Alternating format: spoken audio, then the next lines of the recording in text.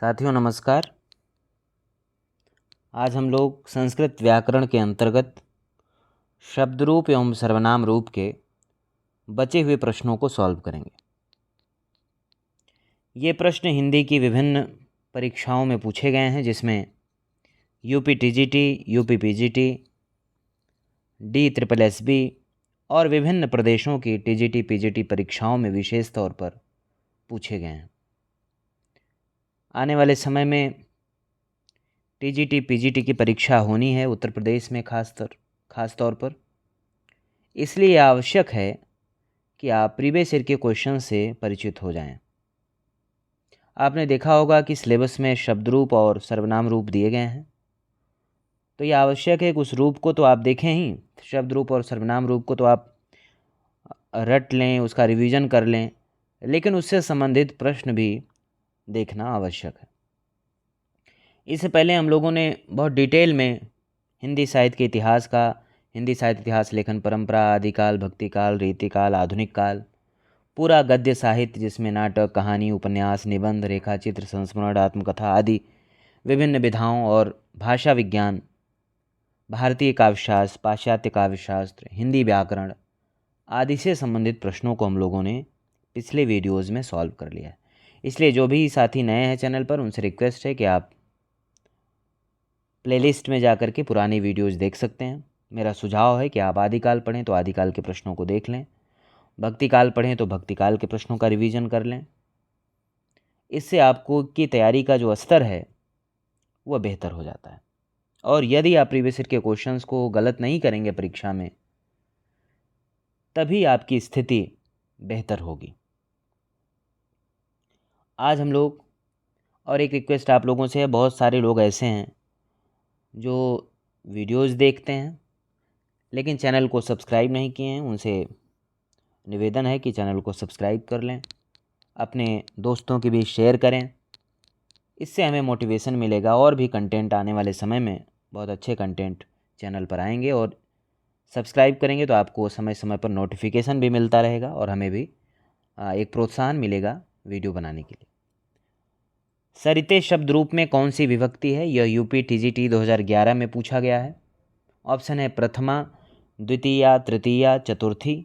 तो इसका सही उत्तर है ऑप्शन डी। सरिते शब्द जो है वह चतुर्थी विभक्ति एक वचन का रूप है। जैसे सरित सरितौ सरितः, सरितम सरितौ सरितः, सरिता सरिद्भ्याम सरिद्भिः, सरिते सरिद्भ्याम सरिद्भ्यः। तो ये क्या है? चतुर्थी विभक्ति है और एक वचन का रूप है। अगला प्रश्न है, जगतः शब्द रूप में कौन सा वचन है? यूपी टीजीटी 2011 में यह प्रश्न पूछा गया था।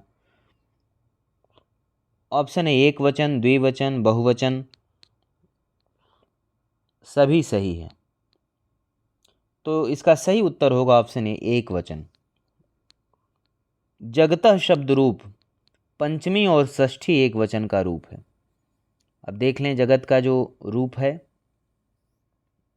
जगत जगति जगन्ति, जगत जगति जगन्ति, जगता जगद्भ्याम जगद्भिः, जगते जगद्भ्याम जगद्भ्यः, जगतः जगद्भ्याम जगद्भ्यः, जगतः जगतो जगताम, जगति जगतोः जगत्सु, हे जगत हे जगति हे जगन्ति।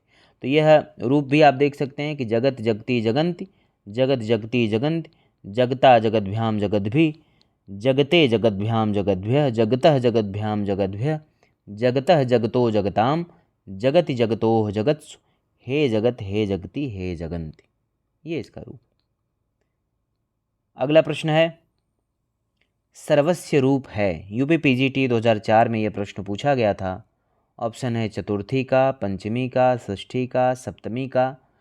तो सर्वस्य जो सर्व का नपुंसक लिंग षष्ठी विभक्ति एक वचन का रूप है। अगला प्रश्न है, मत्याम शब्द रूप है। यूपी पीजीटी 2005 में पूछा गया था। ऑप्शन है मति शब्द के द्वितीया एक वचन का, मति शब्द के द्वितीया बहुवचन का, मति शब्द के षष्ठी बहुवचन का, मति शब्द के सप्तमी एक वचन का। तो इसमें जो सही उत्तर है वह है ऑप्शन डी, मति शब्द के सप्तमी एक वचन का रूप है मत्याम। मत्याम जो शब्द रूप है वह इकारांत स्त्रीलिंग शब्द मत यानी बुद्धि के सप्तमी विभक्ति के एक वचन में बनेगा। सप्तमी विभक्ति में मत्याम मत्यो मतिश रूप बनेगा। अगला प्रश्न है अदस यानी वह शब्द के स्त्रीलिंग पंचमी विभक्ति बहुवचन में रूप होगा। क्या होगा? यूपी पीजीटी 2005 में ये पूछा गया है। ऑप्शन है अमूभ्य, अमुष्याह, अमूह, अमूया। तो इसका सही उत्तर होगा ऑप्शन ए अमूभ्य। अदश यानी वह शब्द के स्त्रीलिंग पंचमी विभक्ति का बहुवचन अमूभ्य रूप बनेगा। अमूया जो है वो तृतीया एक वचन में, अमूह प्रथमा एवं द्वितीया दोनों के बहुवचन में तथा अमुष्याह पंचमी एवं षष्ठी दोनों विभक्तियों के एक वचन में बनेगा। अगला प्रश्न जो यूपी पीजीटी 2009 में पूछा गया, ऑप्शन है मुनये, मुनेह, मुनौ, मुन्योह। तो इसमें ऑप्शन बी सही होगा।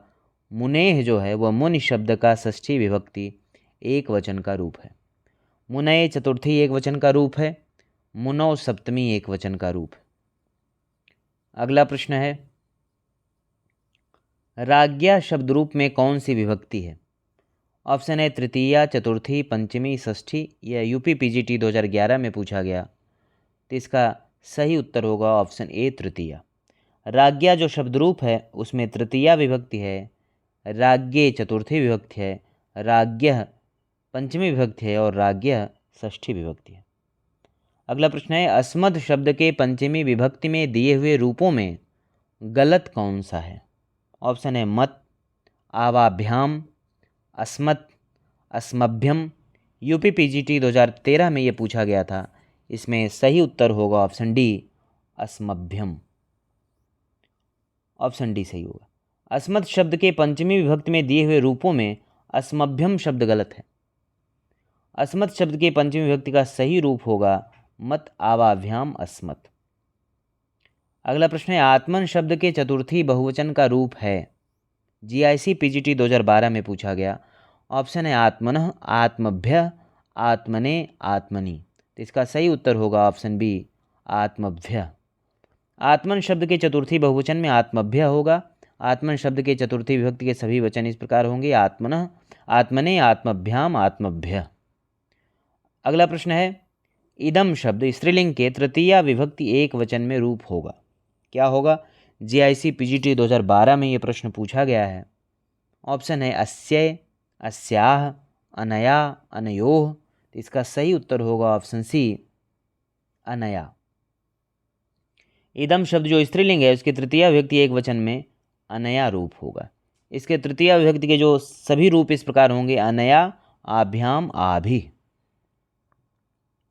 अगला प्रश्न है सर्वस्य, सर्वयोः, सर्वेषां किस विभक्ति के एक वचन, द्विवचन तथा बहुवचन रूप हैं?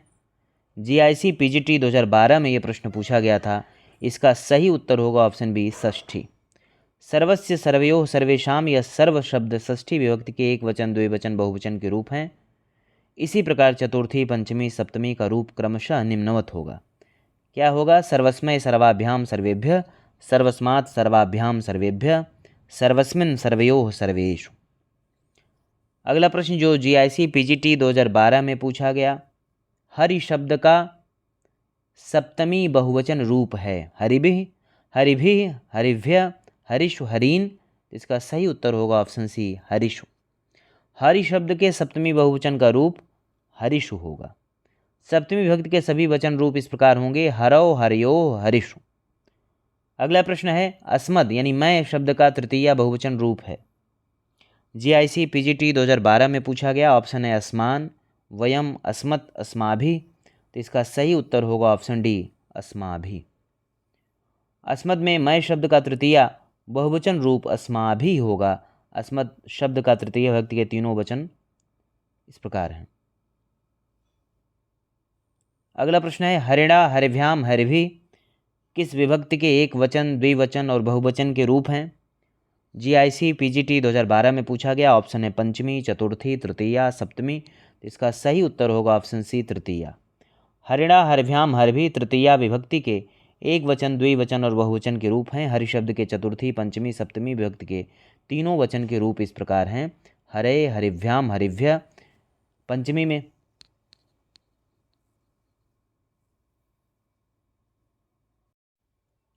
हम लोग देख रहे थे हरिड़ा हरिभ्याम हरिभी किस व्यक्ति के एक वचन द्विवचन और बहुवचन का रूप है, तो इसका सही उत्तर था ऑप्शन सी, तृतीया विभक्ति एक वचन द्विवचन का रूप था। अगला प्रश्न है नामन शब्द के चतुर्थी विभक्ति एक वचन द्विवचन तथा बहुवचन का रूप क्या है? ऑप्शन है नामना नामभ्याम नामभि, नामनः नामभ्याम नामिभि, नामनः नामनो नामनम, नामने नामभ्याम नामभ्यः। इसका सही उत्तर होगा ऑप्शन डी, नामने नामभ्याम नामभ्यः। यह GIC PGT 2015 में पूछा गया था ये प्रश्न। तो इसका रूप देख लेते हैं। नामन, नाम का शब्द रूप नपुंसकलिंग क्या होगा? नाम नामनी नामानि, नाम नामनी नामानि, नामना नामभ्याम नामभि, नामने नामभ्याम नामभ्यः, नामनः नामभ्याम नामभ्याम नामभ्यः, नामनः नामनो नामनाम, नामनि नामनोः नामसु, हे नाम, हे नामनी, हे नामानि। अगला प्रश्न जो GIC PGT 2015 में पूछा गया, गुरोह गुरु शब्द के किस विभक्ति का रूप है? ऑप्शन है पंचमी, तृतीया, चतुर्थी, द्वितीया। तो इसका सही उत्तर होगा ऑप्शन ए, पंचमी। गुरोह जो है गुरु शब्द का पंचमी विभक्ति का रूप है। गुरु का जो शब्द रूप होगा वो क्या होगा? गुरुः गुरु गुरुवः, गुरुम गुरु गुरून्, गुरुडा गुरुभ्याम गुरुभिः, गुरुवे गुरुभ्याम गुरुभ्यः, गुरोः गुरुभ्याम गुरुभ्यः, गुरोः गुरुवोः गुरूणाम, गुरो गुरुवोः गुरुष, गुरुष हे गुरो, हे गुरु, हे गुरवः। अगला प्रश्न है युष्मद् शब्द का षष्ठी एक वचन में रूप होगा। यह GIC PGT 2015 का प्रश्न है। ऑप्शन है त्वयि, तौ, त्वम, त्वत्। तो इसका सही उत्तर होगा ऑप्शन बी, तौ। युष्मद् शब्द का षष्ठी एक वचन में रूप तव होगा। युष्मद् का शब्द रूप क्या होगा देख लेते हैं। त्वम युवाम यूयम बहुत प्रसिद्ध है युष्मद् का। त्वम युवाम यूयम, त्वाम युवाम युष्मान, त्वया युवाभ्याम युष्माभिः, तुभ्यम युवाभ्याम युष्मभ्यम, त्वत् युवाभ्याम युष्मत्, तव युवयोः युष्माकं, त्वयि युवयोः युष्मासु। अगला प्रश्न है आत्मन शब्द का चतुर्थी विभक्ति द्विवचन में रूप होगा। यह GIC PGT 2009 में पूछा गया। ऑप्शन है आत्मभ्याम, आत्माभ्याम, आत्मानम, आत्मनोः। तो सही उत्तर होगा ऑप्शन ए, आत्मभ्याम। आत्मन शब्द का चतुर्थी विभक्ति द्विवचन में आत्मभ्याम रूप होगा। अगला प्रश्न है युष्मद् शब्द का तृतीया में एक वचन होगा। ऑप्शन है त्वम, त्वाम, त्वया, त्वत्। GIC PGT 2009 का प्रश्न है। सही उत्तर होगा ऑप्शन सी, त्वया। युष्मद् शब्द का तृतीया विभक्ति एक वचन में रूप होगा त्वया। त्वम, त्वाम, त्वत्। अगला प्रश्न है हरि शब्द का चतुर्थी एक वचन का सही रूप है। आश्रम पद्धति PGT 2012 में पूछा गया। ऑप्शन है हरे, हरे, हरि, हरयोः। इसका सही उत्तर होगा ऑप्शन ए, हरे। हरि का जो शब्द रूप है देख लेते हैं। हरि हरि हरयः, हरिम हरि हरीन्, हरिड़ा हरिभ्याम हरिभिः, हरे हरिभ्याम हरिभ्यः, हरे हरिभ्याम हरिभ्यः, हरे हरयो हरीणाम, हरौ हरयो हरिष, हे हरे, हे हरि, हे हरयः। तो ये बिल्कुल एकदम सही बात, हरे था ये। अगला प्रश्न इनमें से किस शब्द में सप्तमी विभक्ति का एक वचन है? आश्रम पद्धति PGT 2012 में पूछा गया। जगते, नामना, सरित, हरे। तो इसका सही उत्तर होगा ऑप्शन सी, सरित। जगते जो है वो चतुर्थी विभक्ति है, नामना तृतीया विभक्ति है, सरित जो है वो सप्तमी विभक्ति है, हरे जो है पंचमी षष्ठी विभक्ति है। अगला प्रश्न है राम शब्द का तृतीया द्विवचन रूप है। UP TGT 2005 में पूछा गया। ऑप्शन है रामाभ्याम, रामान, रामैः, रामेभ्यः। तो इसका सही उत्तर होगा ऑप्शन ए, रामाभ्याम। राम शब्द के तृतीया विभक्ति द्विवचन में रामाभ्याम रूप बनेगा। तृतीया विभक्ति के एक वचन में बहुवचन में क्रमशः रामेण एवं रामय रूप बनेंगे। रामान रूप द्वितीया विभक्ति के बहुवचन में तथा रामेभ्य चतुर्थी विभक्ति के बहुवचन में बनेगा। तो यहाँ पर ये चैप्टर खत्म होता है। अगला धातुरूप जो है वो हम लोग नेक्स्ट वीडियो में शुरू करेंगे। तो आज के लिए इतना ही। आप लोग रिवीजन करते रहें, बार बार पढ़ते रहें। मिलते हैं नेक्स्ट वीडियो में। धन्यवाद।